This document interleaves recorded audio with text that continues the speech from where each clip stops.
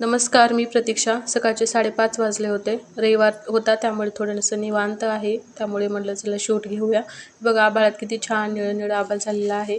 नंतर मग कडक असा चहा पिला आणि सवय लागल्यामुळं लवकरच जाग येते आता. आणि 6:30 वाजले. हॉलकडल्या गॅलरीत आले तेव्हा सगळ्या बायका उठून झाडत वगैरे होत्या. मी झाडायला वगैरे काही खाली जात नाही, कारण त्या खाल्ल्या काकू ज्या आहेत त्या अगोदर मी प्रेग्नेंट असल्यामुळे येऊ देत नव्हत्या आणि आता लेकरू लहान आहे आमचं आम्ही करतो म्हणून म्हणतात.